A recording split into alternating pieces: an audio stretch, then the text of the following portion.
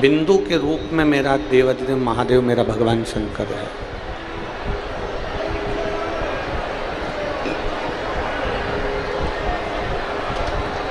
जिसको पहचानने के लिए सत्य के, अच्छे कर्म के, अच्छे विचार के, समर्पण के नेत्र चाहिए।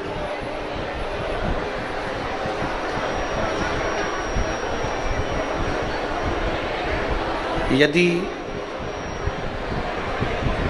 ये मानव की देह हमें मिली है, मानव का शरीर हमें मिला है,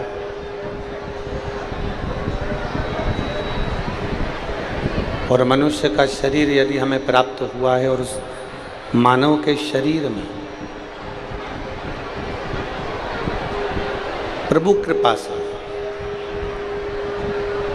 भगवान की कृपा से यदि हमारे नेत्र परखैया हो जाएं,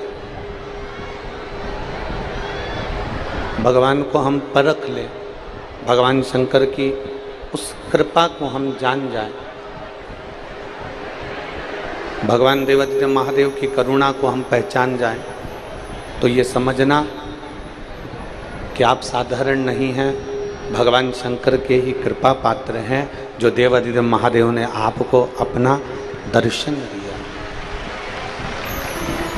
दर्शन प्रदान किया। बोल बम का नारा है सारी समस्या का हल। यदि हम मनुष्य की देह पाने के बाद में अगर भगवान को पहचान रहे हैं,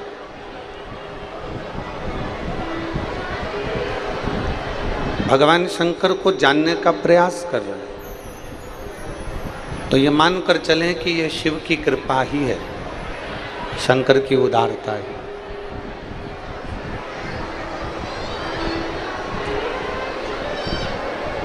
देखिए, यहाँ मेरी इतनी सारी जीजियाँ बैठी हुई हैं, इतने सारे जीजा बैठे हैं। आस्था चैनल पर भी कई माताएं कथा सुन रही हैं, भाई लोग कथा सुन रहे हैं, जीजा लोग कथा सुन रहे हैं, बेटी बेटा मेरी माताएं कथा को श्रवण कर रही हैं। आप सबके घर में, और केवल आपके ही घर में नहीं, हमारे भी घर में, किसी के यहाँ पर छोटी रोटी बनती है, किसी के यहाँ पर बड़ी रोटी बनती है। कोई छोटी बना रहा है, कोई बड़ी बना रहा है।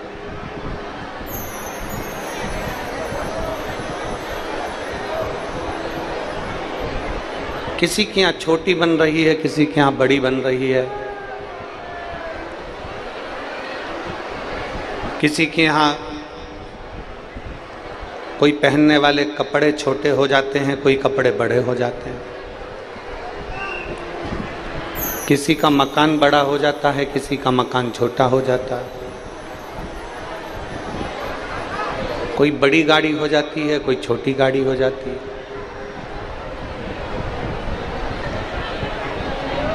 रोटी छोटी और बड़ी हो सकती है, और ये हमने अंदाज़ा भी लगाया। हम जहाँ भी अभी इससे पहले कुरूद में थे, और फिर उससे पहले हम लोग परतवाड़ा थे, तो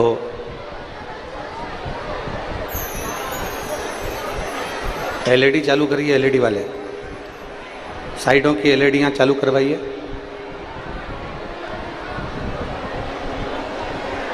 तो कोई रोटी छोटी है, कोई रोटी बड़ी है, कोई घर छोटा है, कोई घर बड़ा है, कोई कपड़ा छोटा है, कोई कपड़ा बड़ा है, कोई गाड़ी छोटी है, कोई गाड़ी बड़ी है, कोई जमीन, कोई खेत, किसी के पास छोटा है, किसी के पास बड़ा है। ये छोटा और बड़ा का जो क्रम है, ये केवल आप और हमारे बीच में होता है। ये छोटे और बड़े का जो खेल है, ये हमारे और आपके बीच का है।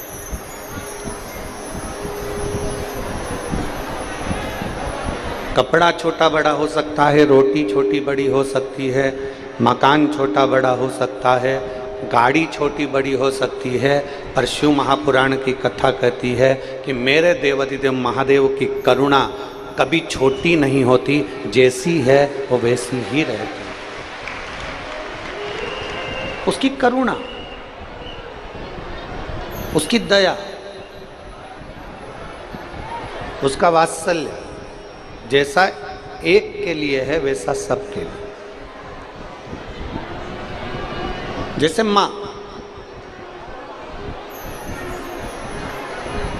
जैसे घर की जो माँ होती है ना, उसके अगर 4 बेटे हैं, उसके 5 बेटे हैं, तो घर की माँ बराबर का दूध पिलाती है। माँ अपने बेटे में कभी भेद नहीं करा कि मैं बड़े वाले को ज़्यादा दूध पिलाऊंगी, छोटे को नहीं पिलाऊंगी, छोटे को पिलाऊंगी तो मंझले को नहीं पिलाऊंगी, मंझले को पिलाऊंगी तो संजले को नहीं पिलाऊंगी ना। शिव महापुराण की कथा कहती है माँ अपने बच्चों को बराबर का दूध पिलाती है, माँ अपने बच्चों को बराबर का स्तनपान कराती है, माँ अपने बच्चों को बराबर की परवरिश करती है। बस ये बच्चे पर आधारित। एक माँ के 4 बेटे, थोड़ा ध्यान देना कथा की ओर। मात्र 2.5 घंटे की कथा आपको मिलती है, उस पर बहुत ध्यान दो, बहुत। एक माँ के 4 बेटे और माता के चारों बेटे को माँ पढ़ा भी रही है, भोजन भी करा रही है, उनको अच्छे से रख भी रही है, उनको श्रेष्ठता में रखने का प्रयास भी कर। अब माँ ने एक बेटे को स्कूल में डाला, दूसरे बेटे को स्कूल में डाला, तीसरे बेटे को स्कूल में डाला, चौथे बेटे को स्कूल में डाला।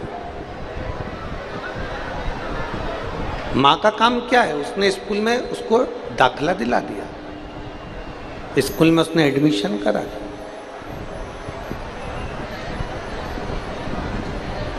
अब माँ 24 घंटे तो स्कूल में नहीं बैठी रहेगी। बोलो मेरी जीजियों, सही है कि गलत है? बोलो, जम के बोलो जरा। आप में से कितनी माताएं जो 24 घंटे स्कूल में बैठी रहे बच्चे के? कोई बैठ सकता है? नहीं। माँ का काम है, माँ ने बच्चे को स्कूल में एडमिशन दिला दिया। माँ का काम है, माँ ने बच्चे को स्कूल में दाखिला दिला दिया। अब बच्चे का काम है कि वो कितना ग्रहण करता है, कितना लेता है और कितना उस पर चलता है। 4 बेटे, चारों की बुद्धि अलग है, 4 बेटे, चारों के विचार अलग हैं, 4 बेटे, चारों का क्रम अलग है। अब उसके ऊपर आधारित है कि वो किस तरह से उस विद्या को ग्रहण करता है। अब उसके ऊपर आधारित है वो क्या ग्रहण कर रहा है, कितना ले रहा है और कितना अपनी जिंदगी में उतार रहा है। और 4 बेटों में से कोई बेटा तो डॉक्टर बन जाता है, कोई बेटा इंजीनियर बन जाता है, कोई बेटा किसान बन जाता है, कोई बेटा दुकान खोल लेता है। कारण वो कितना ग्रहण करा है, उसने कितना लिया है, ये उसके ऊपर आधारित होता है, उसके ऊपर। उसी तरह रोटी छोटी हो सकती है, बड़ी हो सकती है, कपड़ा छोटा हो सकता है, कपड़ा बड़ा हो सकता है, गाड़ी छोटी हो सकती है, गाड़ी बड़ी हो सकती है, बंगला छोटा बड़ा हो सकता है, पर मेरे भोलेनाथ एक बराबर की करुणा, एक बराबर की दया मेरे भोलेनाथ संपूर्ण पृथ्वीवासियों पर बनाकर रखते हैं, संपूर्ण पृथ्वीवासी। लास्ट मंथ पॉटरी, इस मंथ डीजे। अरे यार, अगर हर महीने इंटरेस्ट मिलता रहे तो हर महीने को सब पर मेरे प्रभु की कृपा एक जैसी, सब। यहां कोई छोटा नहीं, कोई बड़ा नहीं, यहां सबके प्रति समभाव मेरे देवाधिदेव महादेव का। सबके प्रति बस इतना जरूर है कि किसी के पास में धन ज़्यादा है और किसी के पास में धन कम है। इसमें दोष देवादिदेव महादेव का नहीं है, इसमें दोष मेरे शंकर भगवान का नहीं है, इसमें दोष मेरे महादेव का नहीं है, इसमें दोष मेरे शंभू का नहीं है, इसमें दोष है आपका और हमारा। हमने पूर्व में जो कर्म करा है, हमने पूर्व में जैसा करा उसके अनुसार आज हमको प्राप्त हुआ है, और आगे हम जो करेंगे वैसा हमको अगले जन्म में जरूर प्राप्त होगा। ये हमारे कर्म के अनुकूल।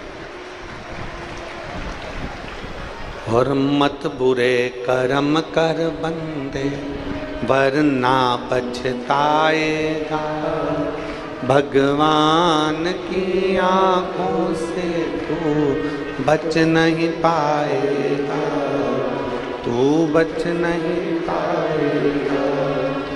अरे ओ अज्ञानी मत करना दानी, अरे ओ अज्ञानी मत करना, तेरे कर्म का फल भी तू ही पाएगा, जैसा किया तूने तेरे आगे आएगा। मत बुरे कर्म कर बंदे वरना पछताएगा, भगवान की आंखों से तू बच नहीं पाएगा, तू बच नहीं पाएगा। हम जैसा कर्म करेंगे उसके अनुसार हमें फल की प्राप्ति। हमने अच्छा कर्म किया, हमें अच्छा मिला।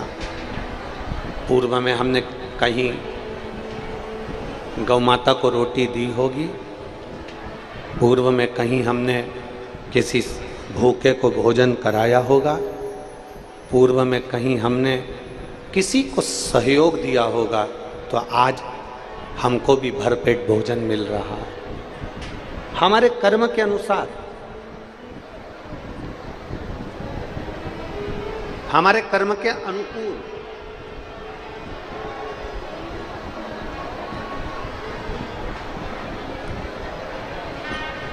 और किसके पास में कितना है, वो कितना करोड़पति है, कितना धनपति है, कितना वैभवपति है, आपकी बुद्धि में ये मत आने दो। आपकी बुद्धि में तो ये आना चाहिए कि इसने पूर्व में कुछ अच्छा करा होगा, तो आज भोलेनाथ ने इसके यहाँ बंगला दिया, गाड़ी दी, जायदाद दी, सत्ता दी और वैभव दिया। आपकी चित्तवृत्ति में यह आना चाहिए कि भगवान की कुछ कृपा हुई होगी जो इसको इतना मिला।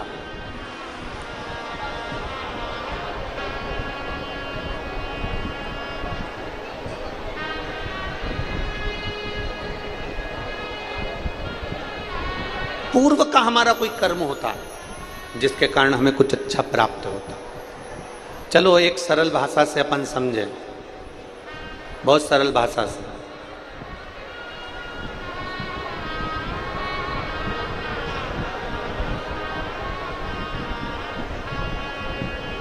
जब विधानसभा का चुनाव हुआ और विधानसभा के चुनाव के बाद में रिजल्ट आया और बहुत सारे लोग जीत गए, बहुत सारे। अब कोई का मन था कि ये मुख्यमंत्री बनेंगे, कोई का मन था कि ये मुख्यमंत्री बनेंगे, कोई का मन था कि ये मुख्यमंत्री बनेंगे, कोई का मन था, चाहे मध्य प्रदेश देख लो, चाहे राजस्थान देख लो, चाहे छत्तीसगढ़ देख लो, सबके अपने अपने नाम चल रहे थे कि ये मुख्यमंत्री बनेंगे, वो मुख्यमंत्री बनेंगे, ये मंत्री बनेंगे, वो मंत्री बनेंगे। पर जिसके ललाट पर उस परमात्मा ने लिख कर भेजा होता है, वही उस कुर्सी पर, पद पर और प्रतिष्ठा पर बैठता है।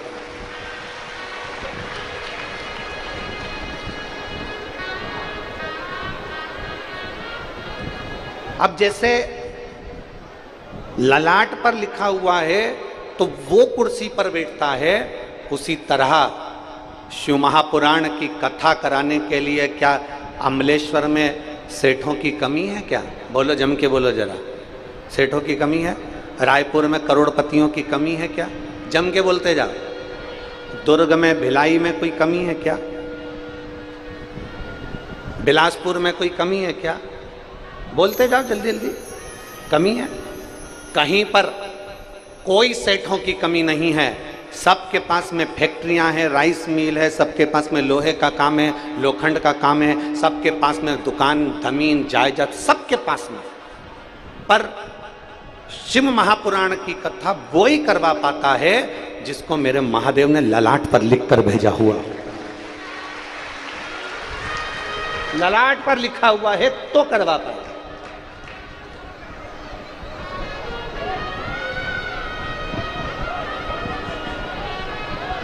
बिना ललाट पर लिखे कोई करवा भी नहीं सकता।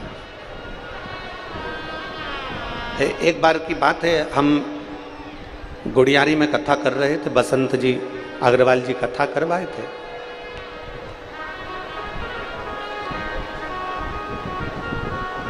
और बसंत जी जब कथा करवा रहे थे तो उन्होंने दूसरे दिन, हम उनकी बहन जो मकान उन्होंने बनाया था दीदी वाला, उस मकान में ऊपर ठहरे हुए थे। दूसरे दिन बसंत जी आए और उन्होंने एक प्रश्न किया, गुरुदेव एक प्रश्न है। हमने पूछा क्या प्रश्न है? तो कहा गुरुदेव हमने बिल्कुल नहीं सोचा था कि हम शिव पुराण की कथा करवाएंगे। हमारे बिल्कुल दिमाग में नहीं था ये कि हम शिव महापुराण की कथा करवाएंगे। पर एकदम प्लान बन गया और एकदम गुड़ियारी में कथा हो गई। ये कैसे हो सकता? उस समय भी हमने बसंत जी से एक ही बात कही थी कि ये भाग्य में भोलेनाथ जी सील लगाकर भेजते हैं, वही शिव पुराण की कथा करवा। और आज वो योग लगा है श्री पवन खंडेलवाल जी का, आज वो योग लगा है श्री विशाल खंडेलवाल जी का, श्री खोमलाल साहू जी का, श्री मोनू जी साहू जी का, श्री सागर खंडेलवाल जी का आज वो योग लगा है। तो तुम भी ये विचार कर कर रखना कि तुम्हारे ललाट पर मेरे बाबा ने सील लगाकर भेजी थी कि शिव महापुराण की कथा करवाओ, शिव पुराण की कथा करवाओ। ये उसकी कृपा के बिना नहीं हो। और जितने लोग कथा श्रवण करने बैठे हैं, जितने आस्था चैनल पर सुन रहे हैं, जितने फेसबुक यूट्यूब पर सुन रहे हैं, जितने इस पंडालों में बैठकर सुन रहे हैं, चिलचिलाती हुई गर्मी में छाता लगा लगा कर कथा को श्रवण कर रहे हैं, आप अपने स्मरण में रखना करोड़ों लोग रहते हैं छत्तीसगढ़ में। रायपुर पूरा भरा पड़ा हुआ है, नई नई शहर बसता जा रहा है, अमलेश्वर बढ़ता चले जा रहा है। ढेर सारे भक्त, ढेर सारे मनुष्य इस पृथ्वी पर रहते हैं, परंतु मेरा भोलेनाथ इस कथा के पंडाल में उसी को बुलाता है जिसके मस्तक पर उसने सील लगा दी होती है कि ये मेरा कृपा बिना ना हिले एक भी अणु, लेते हैं श्वास तेरी कृपा से। ये जब तक उसकी सील नहीं लगती तब तक नहीं होता। अभी कुरूद में श्रीधर परिवार ने कथा करवाई।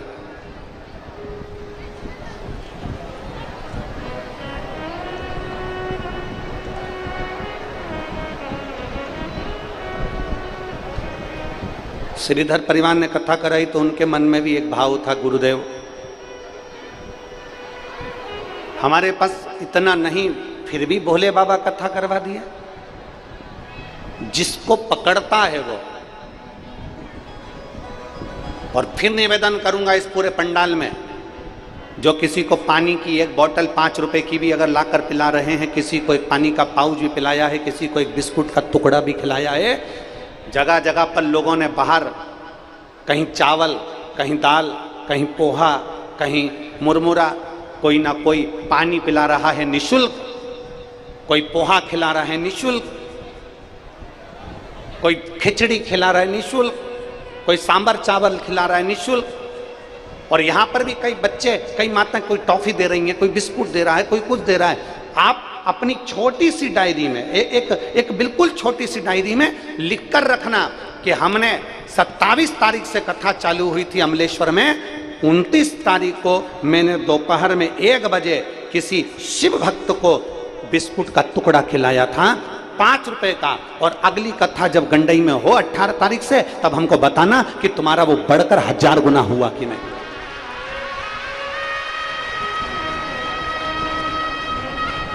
उसको बताना जरूर कि वो बढ़ा कि नहीं बढ़ा।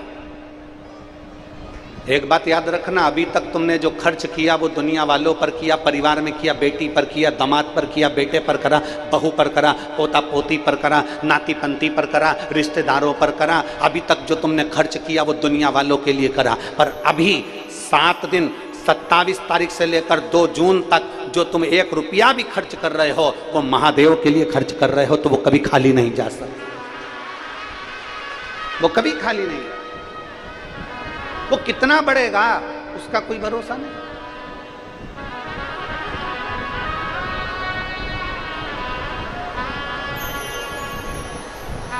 और शंभु शरने पड़ी मांगू घड़ी रे घड़ी, दुख काटो दया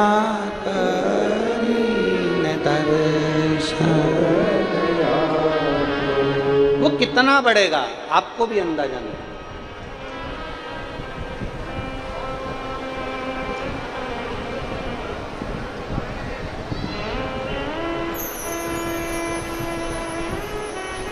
भजन का बल कितना बढ़ता है आपको अंदाजा नहीं है।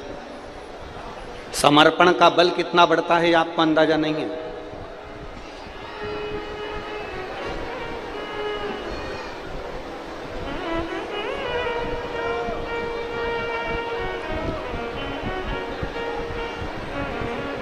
कुरूद में श्रीधर परिवार कथा करवाया तो उनकी बेटी ने एक प्रश्न किया था,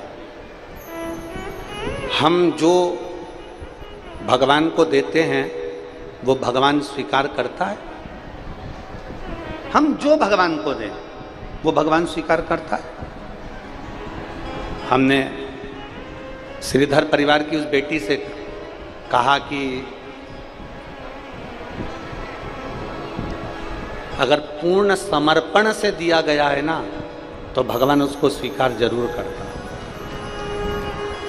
अधूरा समर्पण होगा तो शिव स्वीकार नहीं करे।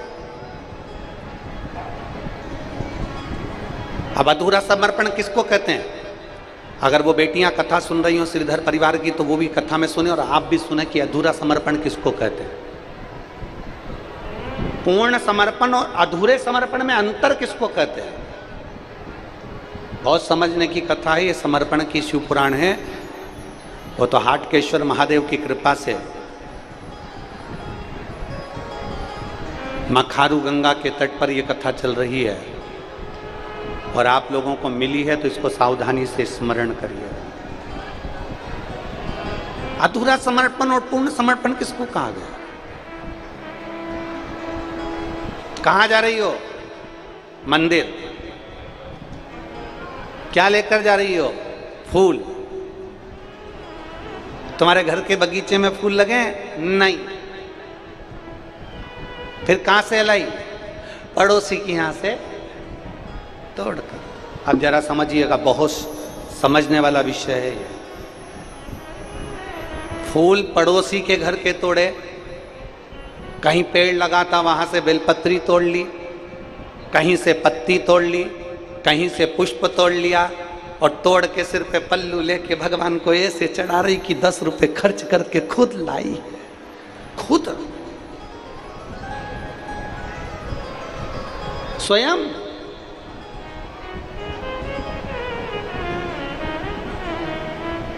अब बताओ फूल किसका? बोलते जाओ, जल्दी जल्दी बोलो। पड़ोसी का। पत्ती किसकी? पड़ोसी की। चढ़ा कौन रहा है? तुम। और सरल भाषा में समझ जाओ, पीपल के पेड़ की पूजन करने गई थी, बट सावित्री की पूजन करने गई थी, आंवले के पेड़ की पूजन करने गई थी, माँ किसी की लगी लगाई थाली मिल गई, कंकुर होली मोली चावल हल्दी सब रखा था और इतने में तुझे लगी लगाई थाली मिल गई और वो बेचारी महिला तो पूजन कर रही थी और उसी की थाली में से फूल लेके सब चढ़ा दिया। अब बताओ ईमानदारी से, सावित्री मैया खुश होगी तेरे से?